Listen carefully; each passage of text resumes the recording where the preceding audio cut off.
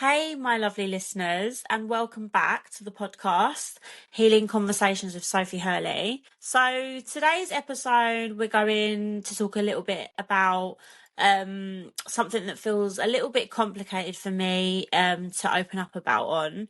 But it's one of those subjects that people don't always talk openly about. And if they do, they feel the need to explain themselves. And honestly, I'm really tired of that. So today I wanted to just talk about love, settling down, and the pressure women feel to have children, and why it's completely okay if that isn't the path you see for yourself. This is a tricky one for me, I'll be totally honest, and I actually feel a little bit vulnerable saying this out loud, but I've never really felt maternal. I mean, that doesn't mean I dislike children or that I don't see the beauty in motherhood, because I absolutely do. I've always loved the idea of children. I've just never really had that deep connection, that feeling that I need to bring a child into this world. I've just never really truly felt it. And for a long time, I thought that meant something was wrong with me, because as women, we're so often raised with this invisible timeline. You grow up, you fall in love, you get married, you have babies, and that's what happiness looks like. It's almost like society hands us a script before we even know who we are, to be honest. And if you don't follow it, people then start asking you questions. So, like, yeah, people will start asking, when are you settling down? Have you got a partner? Have you got a boyfriend? Don't you want kids? The clock is ticking and all this stuff. And it's like, hold on, since when did our worth get measured by whether we become mothers or not? I'm 32, and yes, I do still have time if that ever changed for me. But right now, if I'm being completely honest, the idea of having a newborn or raising a toddler just isn't something I visualize for my life. And saying that out loud can feel a little bit weird and a little bit like, something I've not admitted for a long time. And it feels a bit rebellious because we're taught that motherhood is the natural end goal for women. It's like the final destination of womanhood. You know what I mean? So, what if some of us were meant to nurture in different ways? Maybe through our work, maybe through our friendship, through creativity and through helping other people. And maybe, yeah, that's enough. I think sometimes people assume as well that if you don't want to have children, it must be because you're scared or you're selfish or damaged in some way. But sometimes it's just, clarity. You just know, that feeling, you know yourself. I'm still really trying to figure myself out. I'm still healing from things I've been through. I'm also still learning who I am and what my purpose is in this world. And if I'm honest, trying to raise a child while I'm still doing that work, that inner work and that healing would feel really heavy for me. It would just be too much pressure, too much responsibility, and something I feel like mentally I couldn't handle. It would feel unfair to both me and the child.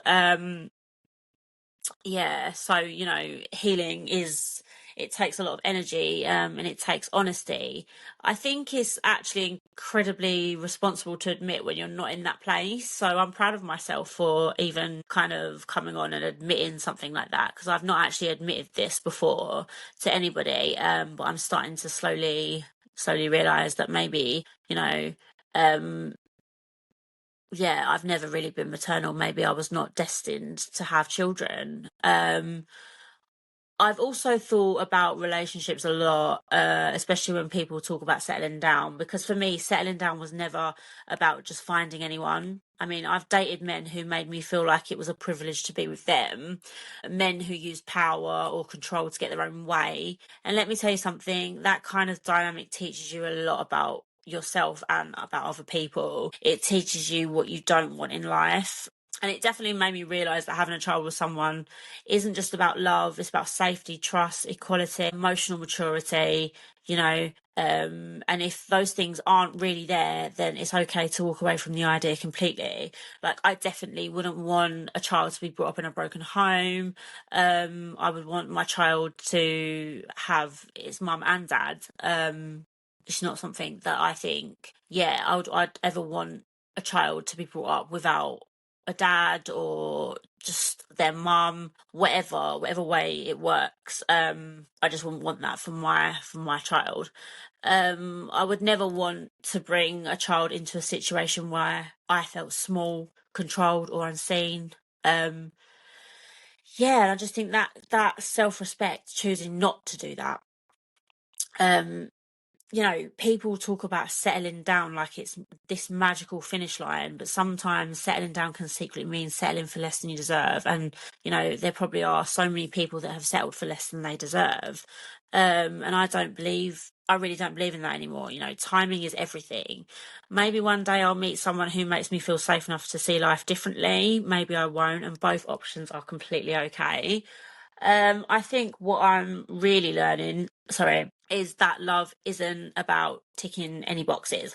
It's not about meeting deadlines set by society. Love is kind of like, it should expand you, it should make you grow, not pressure you and make you feel that everything's a rush and that you've got to do things at a certain time. Like that's not love at all. And I'm not speaking as if I know everything, like I know everything about love, because I don't think I've ever really been in love. I don't know what love looks like in a relationship. But yeah, it's just wanted to say that, because obviously I don't want it to come across that I think I know everything about love, because believe me, I definitely do not. But yeah, the truth is there are so many versions of a fulfilled life. You can be married with children and deeply happy. You can be single and wildly fulfilled.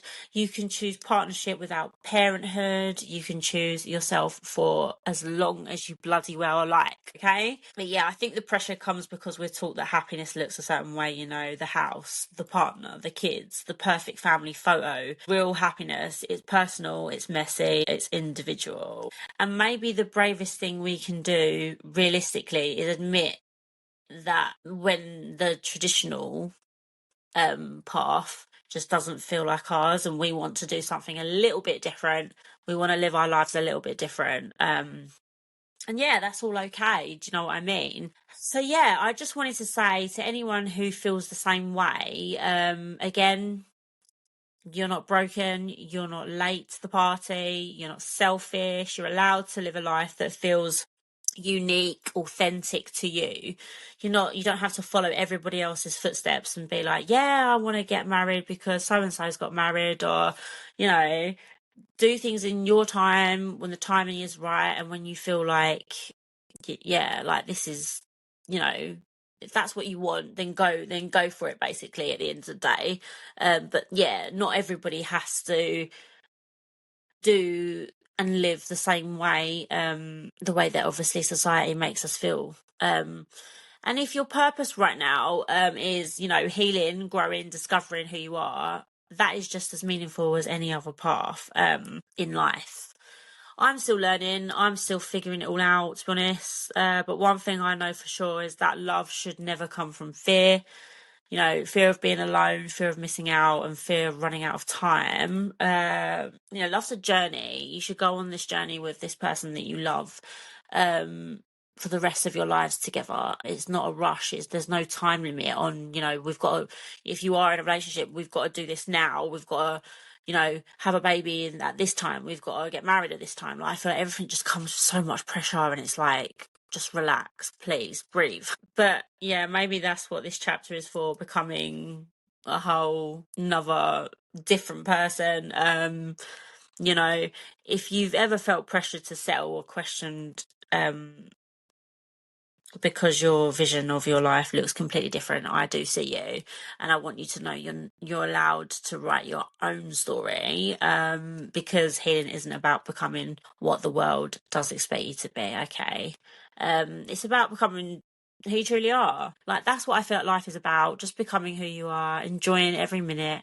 We're not here for long, and we just got to live every moment as our last, and just appreciate the good times, and never take anything for granted, because you never know when your time is up.